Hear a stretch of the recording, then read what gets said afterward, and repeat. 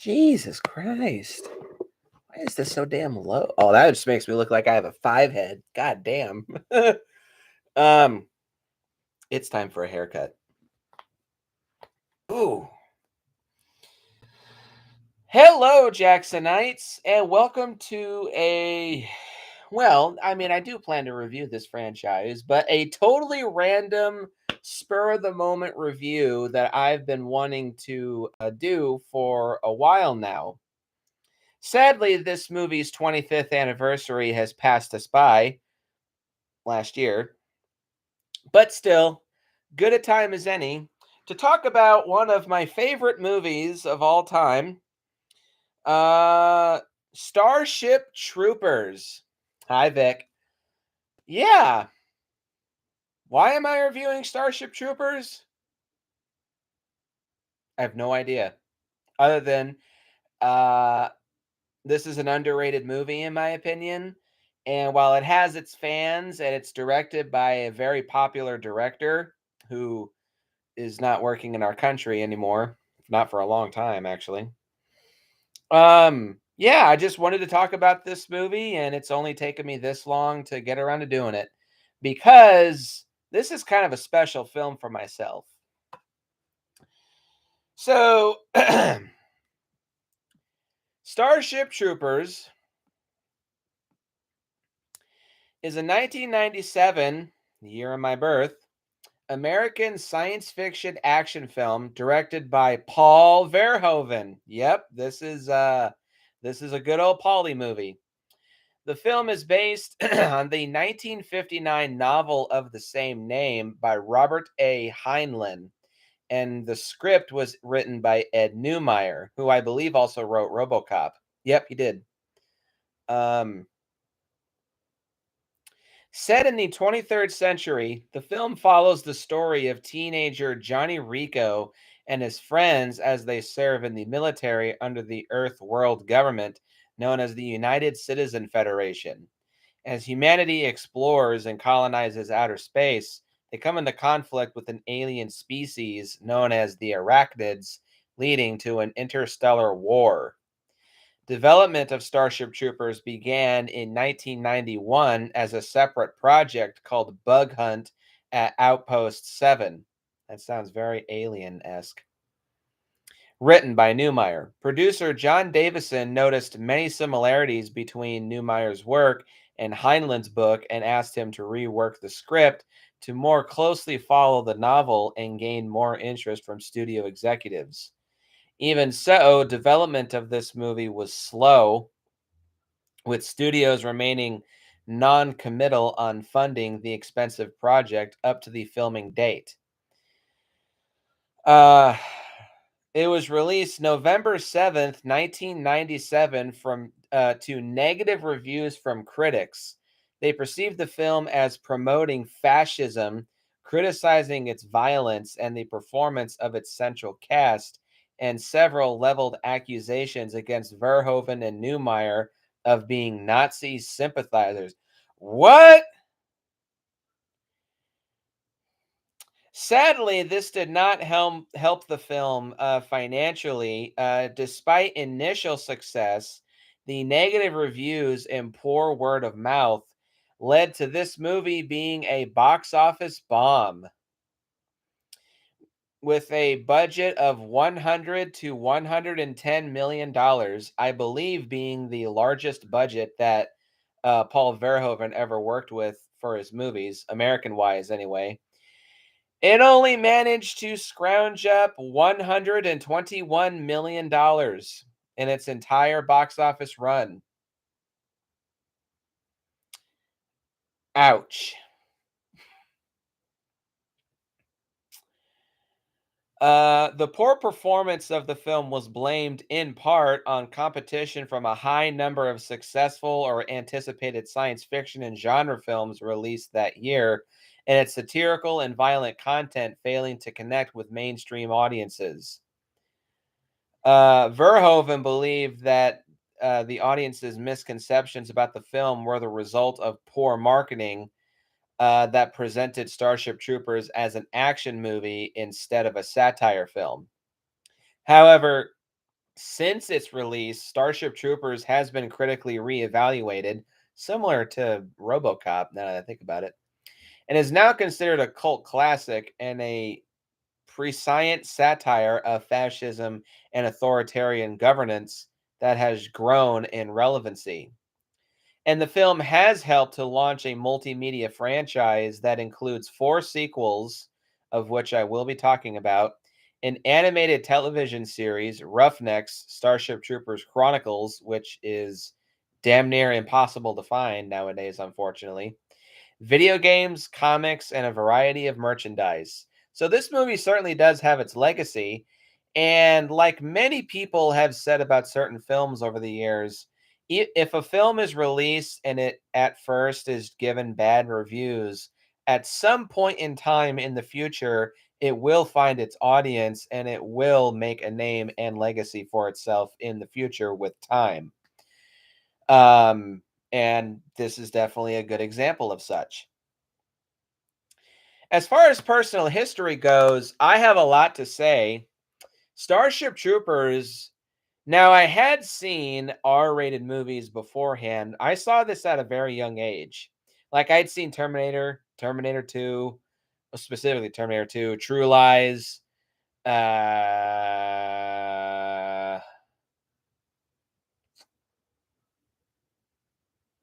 actually those are the main 3 R-rated movies that I'd seen. But oh, Predator 2. But Starship Troopers was, I think, the very first like hard R-rated movie that features this much violence, this much carnage, and this much uh, tits and ass in any movie that I had ever seen before. This was like the most violent movie that I had ever seen in my life at the time. Like I'd seen Predator 2, but I think this movie kind of puts Predator 2 not to shame, but I think it does overshadow it quite a bit. And as a result, of course, 5, 6, 7 year old me loved the fuck out of this movie. I liked R-rated movies even as a young one. This movie never scared me. It was just insanely entertaining to me. For some reason, I would always find it on TV when I was living with my dad after my folks separated. For some reason, this was on TV constantly. Um, edited, of course, but I still didn't. They showed all the people in this movie getting torn apart by aliens. So I was like, God, this is cool. The film did escape me for a little while, but I always remembered Starship Troopers. That's the movie where people get torn apart by giant bugs, right? So, against my mom's wishes, um, one of my mom's friends, her name's Erica, she knew that I was a fan of this movie. No, she rented Starship Troopers for me, uh, but my mom was very adamant about me not watching this, but I still did it anyway. So I watched it 1 or 2 times, before she took it away, but a year later, oddly, my mother bought me this copy of Starship Troopers, um, for Christmas, of all times. Yeah, a very violent, very R-rated, gory, fucked up movie to watch around Christmas time. Good enough for me. I have to say too, real quick, the I have the disc, of course, but the case that the disc was contained in was terrible. It was one of the starships in the movie in the middle of space, but for some reason there was a poorly photoshopped over the starship. There was like a giant beetle leg that was just plastered over the starship, which I thought was incredibly stupid and misleading. I'm just like, this is not even remotely similar to the bug legs in this movie. What the fuck is wrong with you guys? Um, but I graciously accepted the movie from mom, and I watched the living fuck out of this movie. This is another one of those movies I have seen over 100 times. I absolutely adored this film. For a long time, this is was definitely one of the most violent and R-rated movies I had ever seen for a while. I don't necessarily think that it's been surpassed. Well, it kind of has, but especially for the 90s, I think this might be like one of the top 5 or 10 most violent movies ever made throughout especially the late 90s. Um but that's always why this has been such a standout film for myself. Plus the fact that this movie came out the year I was born, and I initially thought for a long time that 1997 was kind of a mediocre or dull year for films, but there's always movies like this that come around and make me realize, oh, I guess I was wrong. The 90s. What an underrated decade for films. Right, Vic? Um, so yeah, and over the years, this movie has always stayed a consistent favorite, and I can now honestly say, and still say, this is one of my favorite films of all time. It does have some lacking qualities to it now that I've seen it with a fresh mind. Because admittedly, I haven't seen Starship Troopers in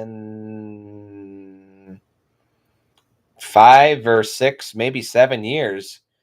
Um, but still, lacking elements aside, this is still one of my favorite movies. And I think it's a painfully underrated film. It has a cult following, sure.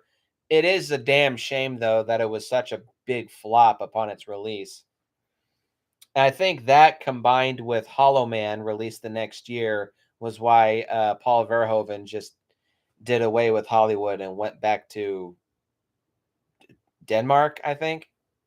I don't know. So, with all that being said, let us get into the plot of Starship Troopers. In the 23rd century, Earth is governed by the United Citizen Federation,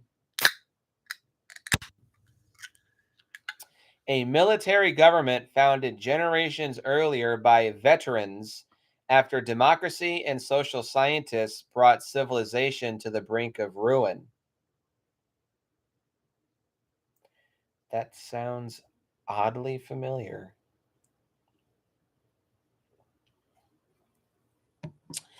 Citizenship is gained only through federal service, which grants rights such as to vote and to breed that are withheld from ordinary civilians.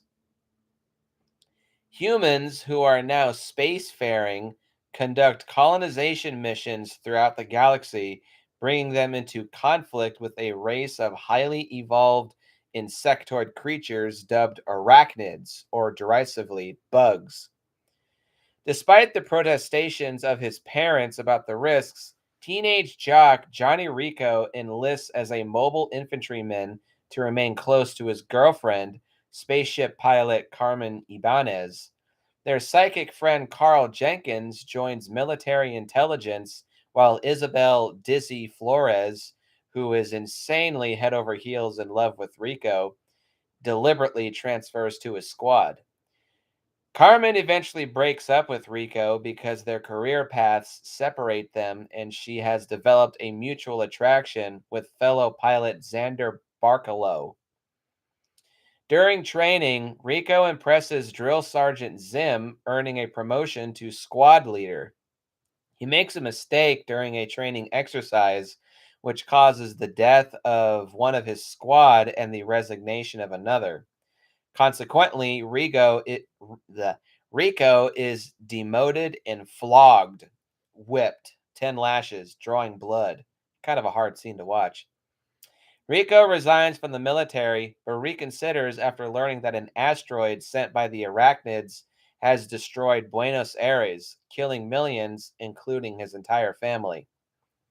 An invasion force is deployed to Klendathu, the Arachnids' home planet, but the military intelligence underestimates the arachnids' defensive abilities, leading to thousands of casualties.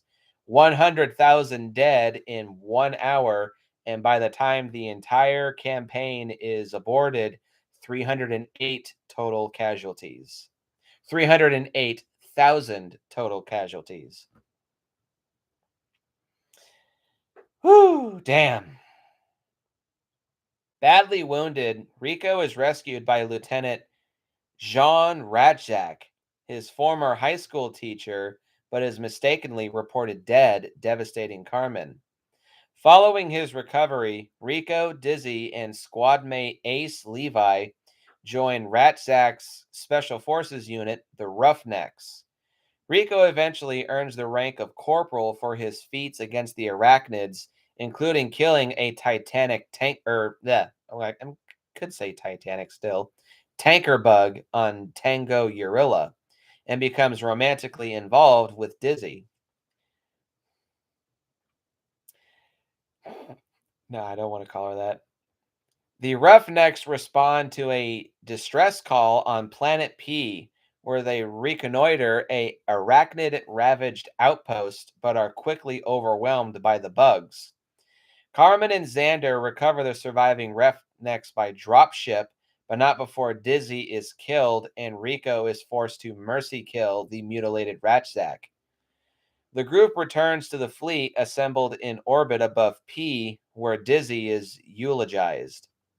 Jenkins, now a high ranking colonel, explains the Roughnecks were deliberately sent into the trap, justifying it as a necessary sacrifice to prove the existence of a brain bug, an intelligent arachnid strategically directing the others. He grants Rico command of the Roughnecks and field promotes him to lieutenant, ordering him back to P to capture the brain bug. As the battle commences, Carmen's ship is destroyed by the arachnids, forcing her and Xander to flee in the escape shuttle that crash lands into an underground tunnel system known as Bug City. The pair are captured by the arachnids, where the giant, looking like a big ass grub, brain bug uses its proboscis to consume Xander's brain, absorbing his knowledge. Rico sends his squad to complete their mission while he, Ace, and their squad mate Watkins find Carmen and hold the arachnids at bay with a miniature nuclear bomb, a nuke. The brain bug escapes while the arachnids attack and mortally wound Watkins, who sacrifices himself by detonating the bomb while his teammates escape. On the surface, they learn that Zim has captured the brain bug, and the assembled troops rejoice as Jenkins psychically detects it is afraid. A propaganda advertisement details how the brain bug is being invasively studied, supposedly to learn its secrets and ensure humanity's victory. The advert encourages the viewers to enlist and do their part in the war so they can become like Carmen, now captain of her own ship, and Rico, who enthusiastically leads his troops into another battle, thus ending the movie kind of abruptly. Yeah. So, how about this story? I like it. It feels quite original. I've never read the Starship Troopers novel, so I don't know how good of an adaptation this is of its source material. All I know is the government showcased in this is very similar to the novel, but as far as the story goes, I have no clue. I know that there was elements of the novel that were very abruptly introduced in a couple of the sequels. But other than that, I really don't know how accurate this is. But I just really dig it. It's a very well told story. It feels and screams Paul Verhoeven, but like this is Paul Verhoeven doing anything that he wants with full creative control with a massive budget. It's just unfortunate that really didn't click with people at the time, but I absolutely dig it. There's a lot of shit that goes into this movie that works. There's a couple things that don't quite work for me, and a couple that I don't think have aged all that well. But still, overall, I think the story is pretty damn awesome. It's a good alien invasion slash alien exploration movie. Um, it's very violent, it's very action packed, and it's just very entertaining. I love it. So, 2, 3, 4, 5, 6, 7, 8. I have 11 pros for Starship Troopers. Pro number one, immediately taking a page out of Trevor Boy's book. This movie has an incredibly genre friendly cast. We have Casper Van Dien as Johnny Rico, this being his most well known role. But he's gone on to become a big TV and soap opera actor. He's really good in this. Dina Meyer as Dizzy Flores. She was in Beverly Hills 90210. Charlie Sheen's ex-wife, Denise Richards. She's all right in this. She's not in it very much though. Jake Busey, the son of Gary Busey, as Ace Levi. Neil Patrick Harris as Carl Jenkins, or Barney from How I Met Your Mother. Clancy Brown as Sergeant Zim, Mr. Krabs. And Michael Ironside as Jean Ratzak, another what's a Paul Verhoeven regular. And we also have Dean Winters playing a small role as, or not Dean Winters, Dean Norris, excuse me. He plays a commanding officer in this. He only has a couple scenes though. Um oh, that's who he is. I'm gonna spoil one of my the Kurgan. What the hell is that?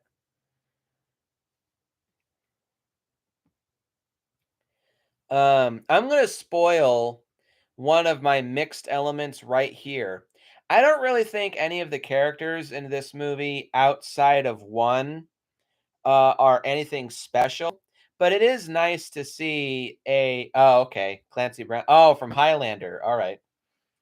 I didn't know he was in that. I don't really think any of the cast members in this are, or like the characters, are really anything special. I just think they're purely functional. They just move the plot from point to point B. Um, and a lot of them are so similar, and we, spend a lot of time with them, but they just act the same for most of the movie. But um, it's just nice to see a movie that has a cast of well, nowadays a lot of these actors are known for a lot of stuff, but at the time they were still kind of getting their feet wet in Hollywood at the time, like Neil Patrick Harris and Jake Busey and Casper Van Dien. You had, of course, not quite veterans, but still well knowns like Clancy Brown, Dean Norris, and Michael Ironside at the time. But it's just nice to have a good cast of strong character actors. None of these actors, with the exception of maybe Michael Ironside, are like big A-list actors. There's just a lot of B-lister character actors. But still, it's cool. It's a nice cast and a lot of recognizable faces, and they all play their parts well, and they're a lot of fun to watch. But pro number two, the one character who I do think, okay, so this will be uh I'll have 12 pros.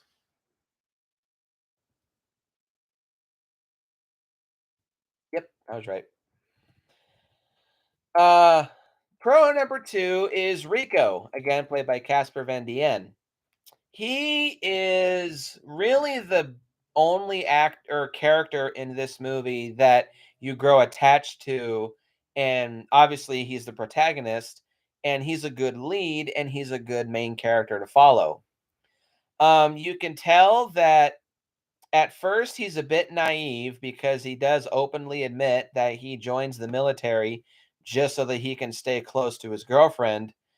But then he realizes, at least to me, that he actually does enjoy the life of being in the military. So after Carmen dumps him, he takes it in stride and then just throws himself into being an infantryman, which you can very obviously tell that he's very good at. He's very dedicated and he's a very skillful, knowledgeable, um, strong-willed soldier.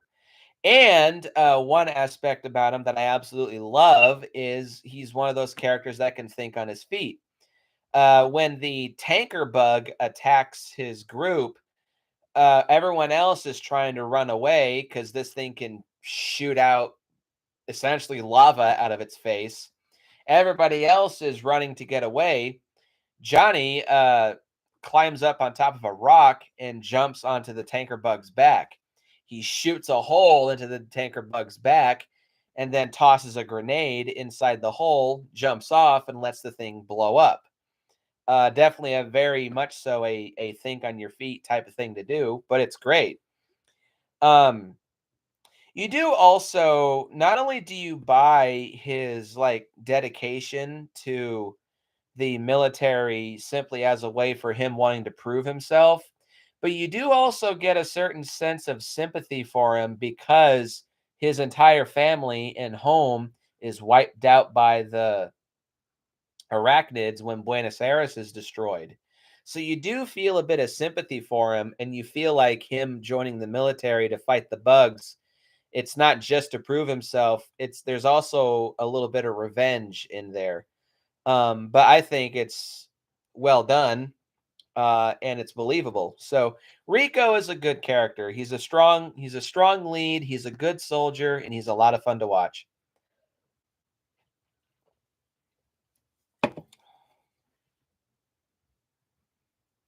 Okay. Pro number three is the humor for this movie. Now, there is not really any laugh out loud, gut bustingly funny scenes, but this movie does have a pretty good kind of tongue in cheek sense of humor to it.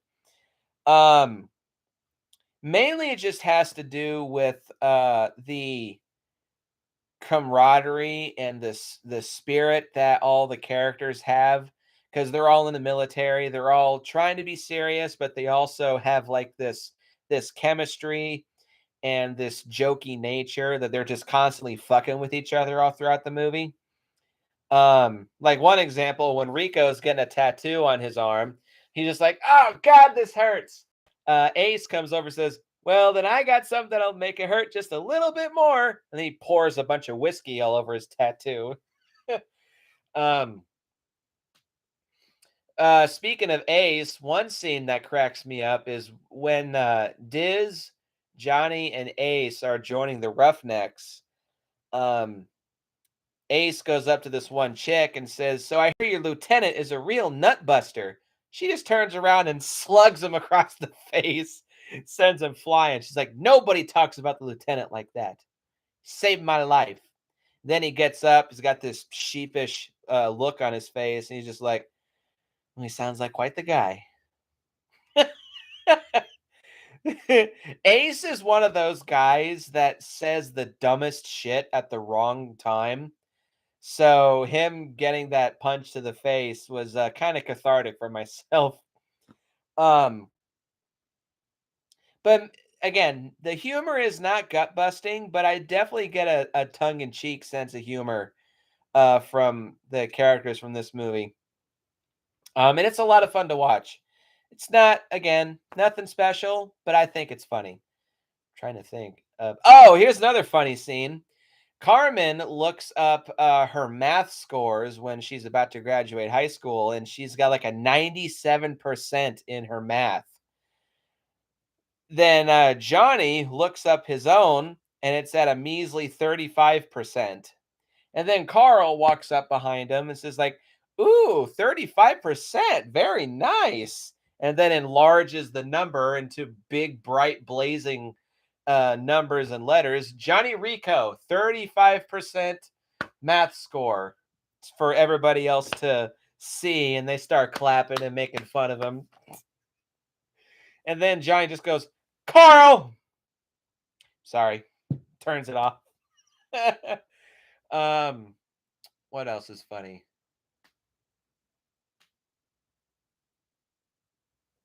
Oh, during one of the training missions, they're essentially playing laser tag. Johnny and Diz are blue, and then Ace is on red. Diz distracts the red troops, and then Johnny jumps over and surprises Ace and a couple of his troops, guns them down, takes Ace's gun, and is just like, "Thanks, buddy." And then Ace is like, "Bastard!" Um, that always makes me snicker. Oh, the funniest scene in the movie, in my opinion, during the attack on, I think it's Whiskey Foxtrot, or no, I don't think that's it. What's the name of that outpost? Um, well, when they're responding to the distress call on Planet P, when they get to that outpost, they find a general who has kind of lost his mind and is just standing around ranting and raving like a madman.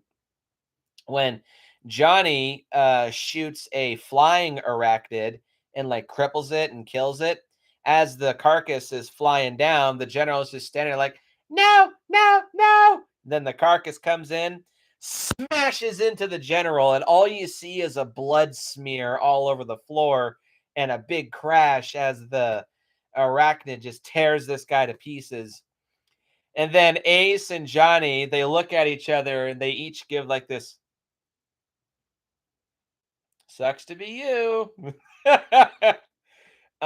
Again, humor is not gut busting, but it is tongue in cheek and kind of sarcastic. I like it. Pro number four is the sci fi setting, as I call it. The version of the future that's showcased in this movie, I find to be really fascinating. Um, it's kind of like a good mix of the future we see in the Alien series and the future we see in Star Trek. This is not really actually, yeah. I think the best way that you can describe this is like Alien mixed with Star Trek. It's not like Star Wars in any way. Um it's heavily deep rooted in science fiction, like interstellar space travel, fancy advanced new ways for medical science and military science. We have a gigantic literal ring city around the moon. We can go to other planets. We can go to other parts of the galaxy. Advanced weapons, advanced technology. It feels very Star Trek-ish, but it has like that violent, gritty, fucked up edge to it that feels very reminiscent of Aliens. And I just really dig it. Maybe not quite as plausible as Star Trek, but I think this version of the future is a little bit more believable than something like Alien. Um, Yeah, in my opinion, at least. But yeah, I really love it. I just like the setting. It feels a bit more believable, but it also feels a little more original. I really like it. Um, Pro number five is the great military slash soldier camaraderie. In a similar vein to something like Avengers Age of Ultron or Godzilla King of the Monsters, one thing I absolutely love about this movie is the camaraderie between all the characters. Like I said, I don't, outside of Rico and to an extent Michael Ironside, I should have talked about him. He's not in the movie that much. He's in the beginning and then he shows up for the last third, but he's always great. Michael Ironside's a great actor. Um, but anyway, um, I don't think any of the characters are super special, but I love the chemistry and the camaraderie. These guys are working as a unit. They're all helping each other. They're working together. They're busting their asses as soldiers trying to kill these bugs. There's no tension, there's no conflict, there's no issues between the characters. Everybody is just working as a giant team and a giant machine trying to kill as many of these monsters as possible. Um, and you can believe their jokey nature, you can believe their serious nature. When they're working together as a team, that like kindred spirit is very strong. And when they're playing, joking, and messing around together, you feel like you're part of the team and you feel like you're like in the movie with the characters. I think it's great. I just eat this shit up. Even as a kid, I absolutely love this.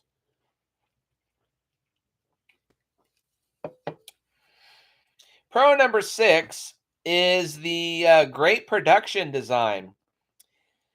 Now, again, I don't know for 100% for sure if this was the most money that Paul Verhoeven ever worked with for any American movie he made. But if this is, it definitely shows 110 to a or yeah, 100 to 110 million dollars was this movie's budget, and it shows. This is a big budget ass movie. All the sets are very lavish, very well made, very large, and very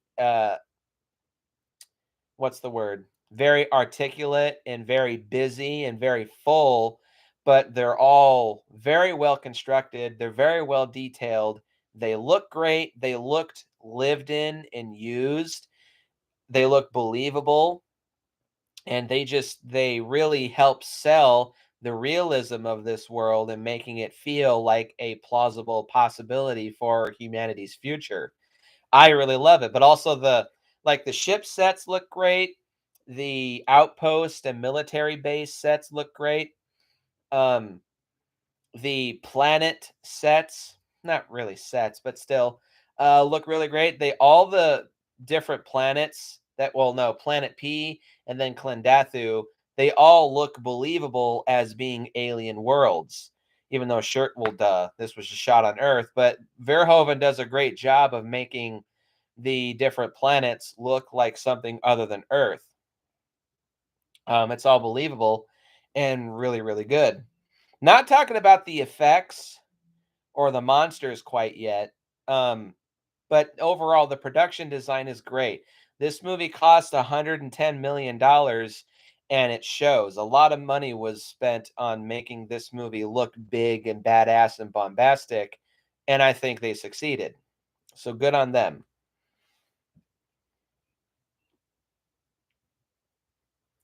Pro number 7 is the music for this movie, done by Basil Palladores, returning from RoboCop. I don't know if he did True Lies or not True Lies, Total Recall.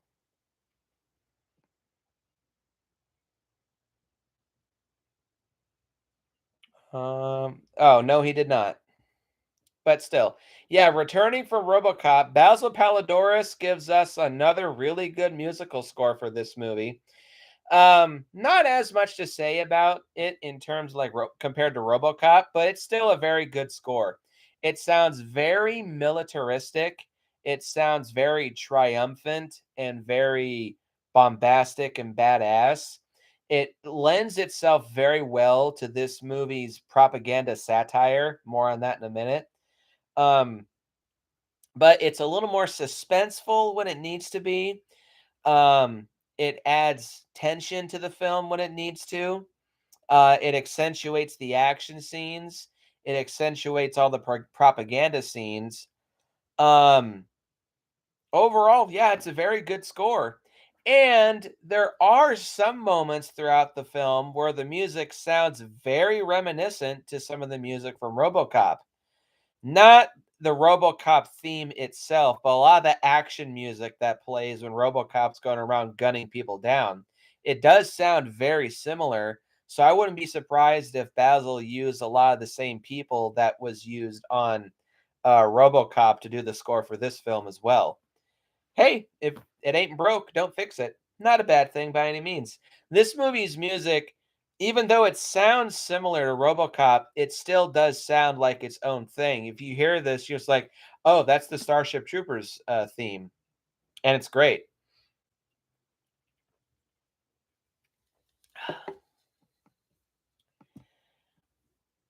Pro number 8, yeah, is the propaganda satire. Throughout the movie, there are many like, I call them commercial breaks, where there's these, um, brief clips and commercials that showcase all of the services and the aspects of this world that the government is trying to shove down your throat, like promoting citizenship in killing bugs and earning your rights and earning your ability to live as a human in this world.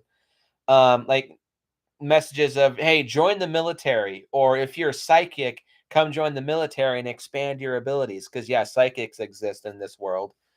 Um, if you join the military, we can help, or you can help us figure out new ways to kill arachnids, or join the military to get into politics, create new ways to expand our colonization throughout the galaxy to kill more bugs, come up with new ways to kill bugs.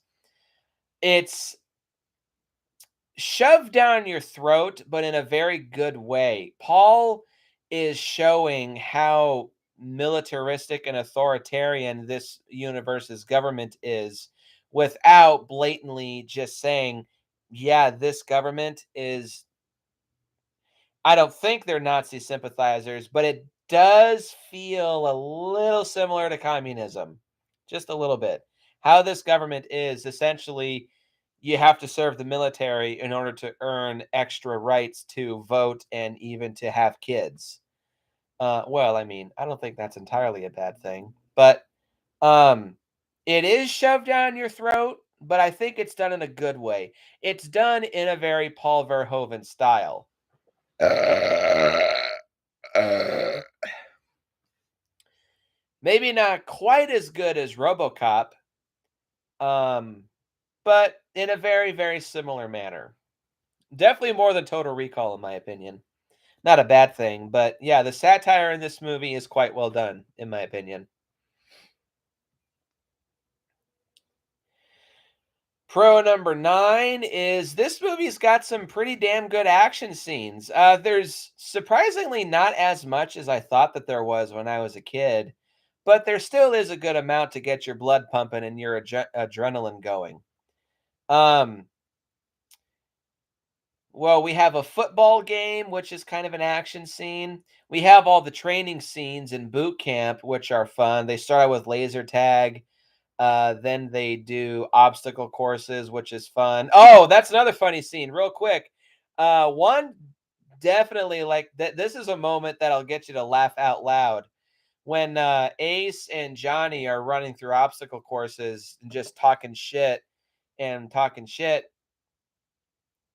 Um, all of a sudden, Diz comes out of nowhere, zipping through on a zip line, kicks both in the face, and sends them both flying and sprawling into a giant pit of mud.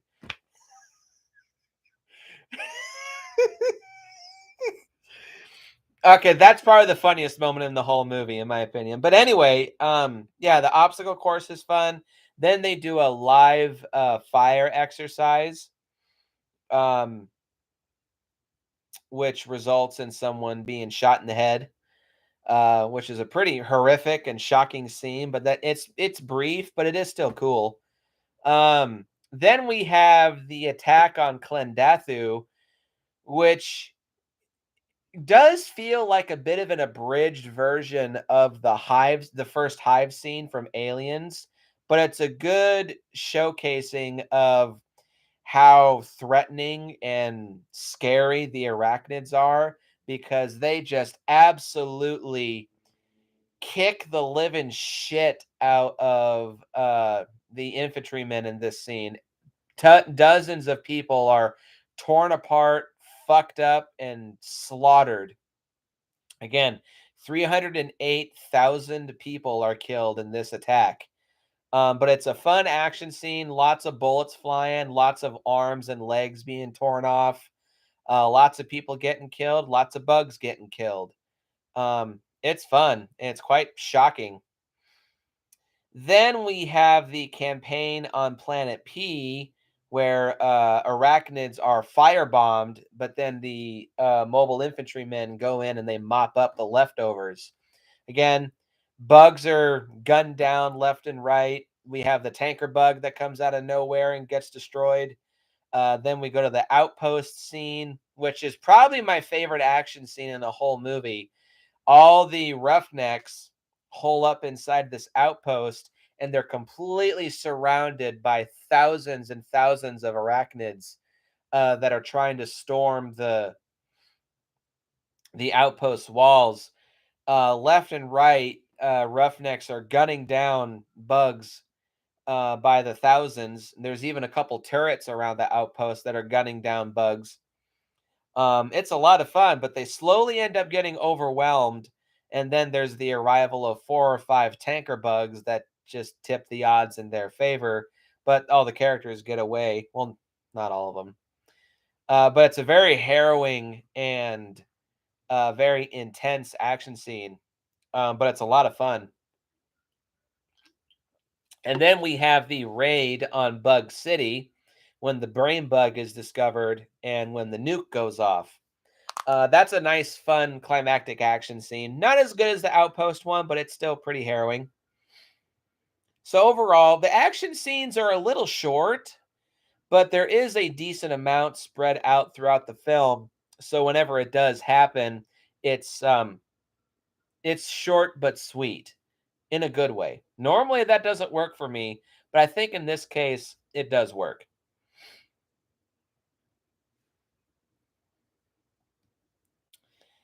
Pro number 10 is the amazing violence and gore. Now, I've made it no secret, I like violent R-rated movies. I really do. I do like violent, gory, bloody, fucked up, savage movies. And this movie, let me tell you what, is fucked the fuck up. And I love it. Again, not talking about the arachnids quite yet, but the monsters in this movie are very vicious bastards. And people get some very grievous wounds, and people die some very fucked up deaths in this. That could be an extra pro is the kills, but I'm just going to wrap that up with the violence and gore. I would so there's the term ultra violence, which I think is a good category in and of itself. But I like to think that there's a different kind of violence showcased in movies aside from ultra violence. And I refer to it as hyperviolence, where a movie is intensely violent and it's intensely violent often. Like it often showcases tons of blood and carnage and destruction at a fast, rapid pace consistently all throughout the movie. Probably the biggest example of a film that showcases hyperviolence, in my opinion, is the 2008 Rambo movie. That movie is incredibly violent, incredibly fucked up, and incredibly visceral. And it's like that throughout a good majority of the movie. People are shot, people are stabbed, people are set on fire, blown up, and there's blood and guts and arms and legs flying in all different directions throughout that movie, all throughout the film. And it's fucked the fuck up in a good way, in my opinion. Starship Troopers, I think, might be one of the first examples of a movie that, in my opinion, is hyper violent. There's lots of blood showcased throughout this movie. And there's lots of death, carnage, and destruction showcased. Um, there's body parts, there's busted open skulls, there's bisected people, there's um, people who are melted into piles of goo. and just gallons and gallons and gallons and gallons of blood spewing all over the fucking place in this movie. So I'll talk about some of my favorite kills.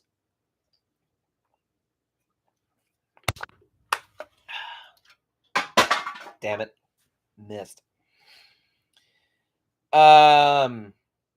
There's a character named Shijumi who is killed in the Oh, real quick, there's a scene that feels very reminiscent of Jurassic Park, where a cow is brought into a cage where there's a lone arachnid in there, and immediately the arachnid rushes over and starts slaughtering the living fuck out of this cow.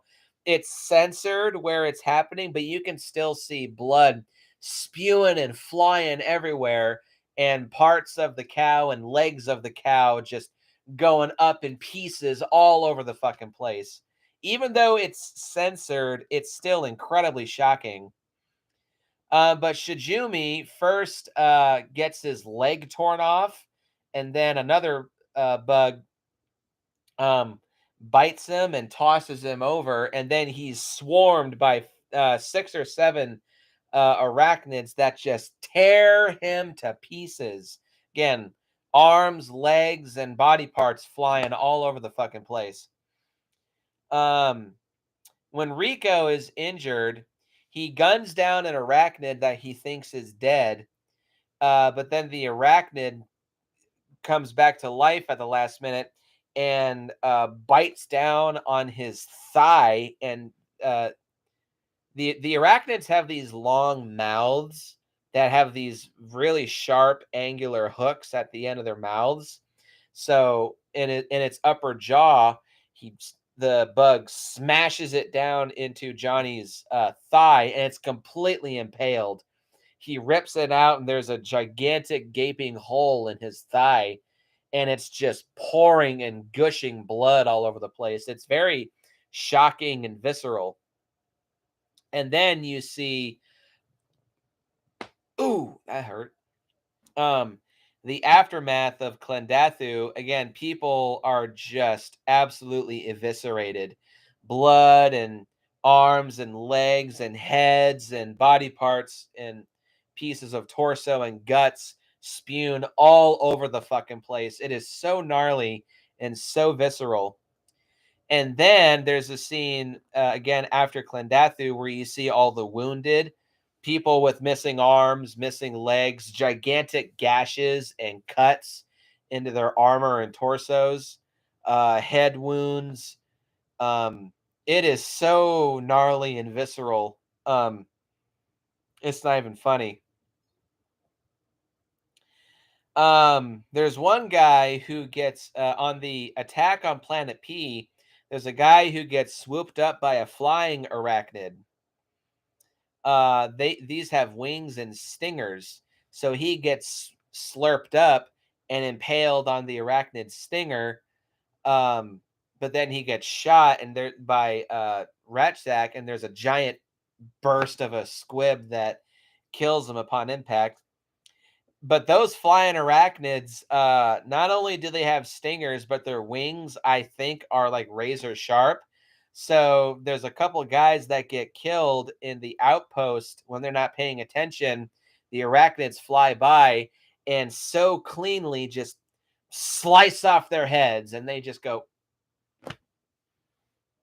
Um, but probably the two gnarliest kills in the whole movie, in my opinion, when two turret guys at the outpost on Planet P get burned alive by a tanker bug's acid spray or like lava spray.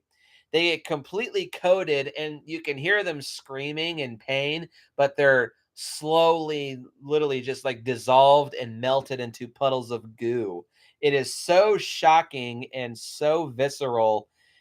I can't, every time I see it, my jaw just drops like, oh man, what the fuck? But probably the most messed up kill in this movie is when Xander gets his brain sucked out. This giant brain bug has 6 eyes, 3 on each side, and then there's a slit in the middle between its eyes, and out comes this like praying mantis, like sharp ovipositor or proboscis that it smashes into the top of Xander's cranium, presumably into his brain, and you can see it sucking out his brain. And as his brain gets sucked out, he just goes like, uh, it's very shocking and just like, God, that's just messed up. These bugs don't fucking fuck around. Holy shit. So this movie is incredibly violent, and I love it. This will lead into pro number 11 is the amazing practical effects. This was still during the time when CGI effects and practical effects were utilized in a really good hybridization. They mainly relied on practical effects, but they used CGI whenever practical effects weren't applicable, and they used CG mainly as a supplement.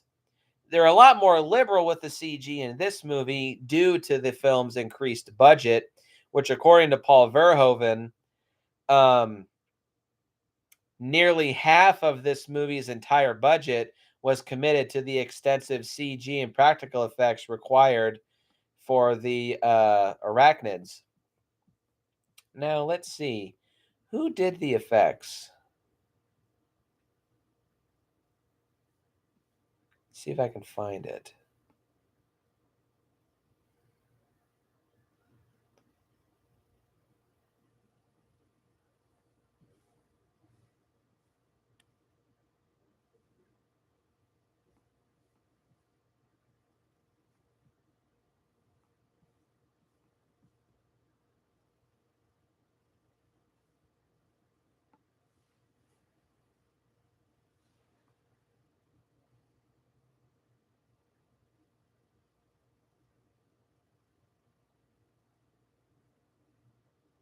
Oh, here we are. Let's see. About half of the budget for Starship Troopers was dedicated to realizing the required 500 special effects shots. Tippett Studio, oh, okay, was mainly responsible for producing the effects related to the arachnids, while Sony Pictures Imageworks was tasked with spaceship effects. And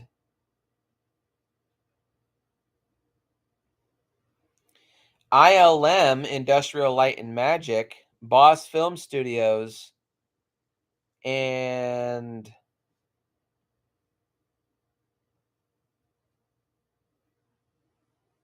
ah,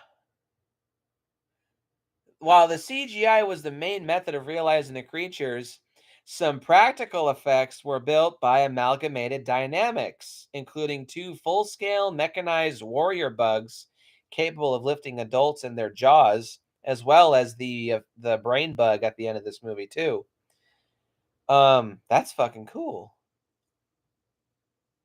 There's also a lot of miniatures done for this movie. I'm guessing also produced by ILM. Miniatures were made of the ships for different scenes, some of them measuring up to 18 feet in length. So there, like I said, there's a good strong mix of practical effects and CGI effects. And I think they blend together for the most part pretty damn well. I'll talk about the CGI in just a little bit, but all the practical effects are so fucking good. The full size warrior bugs look absolutely seamless.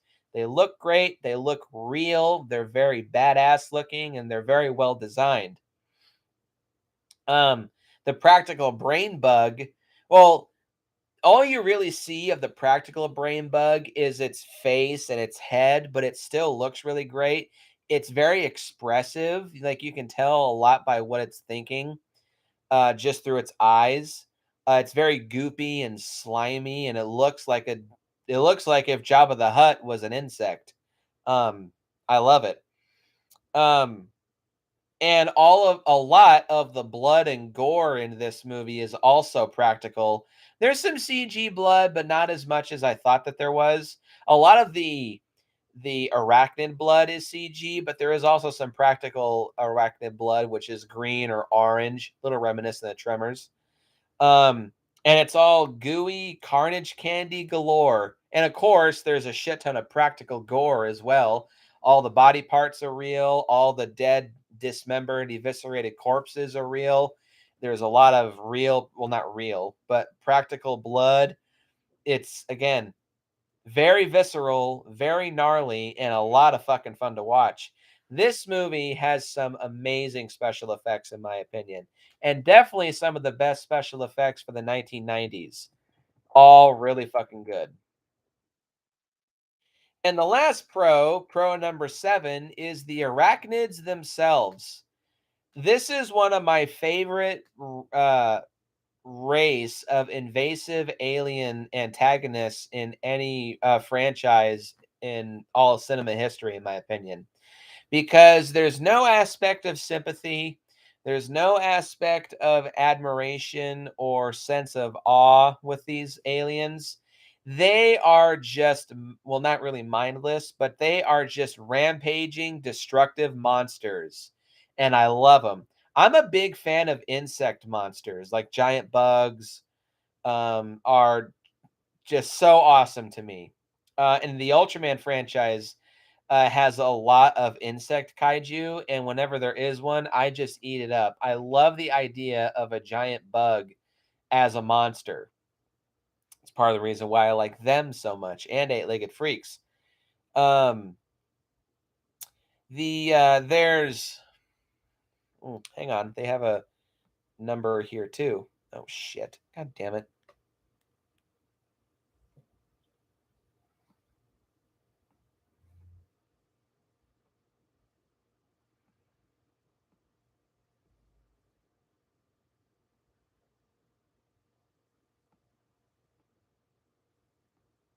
Oh, here we are.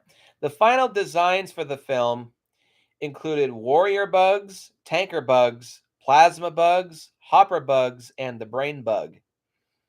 Um, the warrior bugs are green and yellow and red. Or no, I think they're black. Which that makes sense because while these bugs aren't poisonous in real life in the animal kingdom, if a bug or a reptile is colored red, yellow, and black, that is a good sign that the animal is either poisonous or dangerous. These guys aren't poisonous, but they are incredibly dangerous. Despite the fact they're called arachnids, they only have 6 limbs, but they walk around on 4 long, spiky, spiny legs. They have 2, I guess they would be called pedipalps, or but like these smaller arms that they use to attack, to stab and impale. But they're very sharp and they're serrated, and they have these, again, these giant long mouths that have these very sharp, angular hooks on the end that are also used to bite, stab, and impale. They're kind of simple, but and like on their own, they're not much to deal with. But in swarms, these bastards are gnarly. And I love them. They're probably my favorite bugs of the whole movie. Um, I don't know. Oh no, I think I know what they are. Tanker bugs are like gigantic beetles. They have also six legs, but tankers are large. They're heavily armored, and they also are able to spew out this lava-like substance that melts flesh upon contact. The flying bugs, they look very similar to the warrior bugs, but they're a lot more lightweight. They're also a lot more curved, whereas the warrior bugs are very angular and square. The like for example, with the mouths, like I said, the warriors, they're very long and angular, like the hook is bent at an angle. The flying bug's jaws are very curved and they're very smooth. But they're able to fly, of course, with these long, giant wings, and they have stingers. So they're not quite as much like brick shithouses as the Warriors, but because they're sleeker, they're faster and they're more agile, which also makes them quite formidable. Um, the plasma bugs listed, they're essentially just they're kind of like cicadas almost. That's what comes to mind. But they're these gigantic bugs that are able to fire out giant plasma bombs out their ass into the sky, and that's how they destroy starships coming in.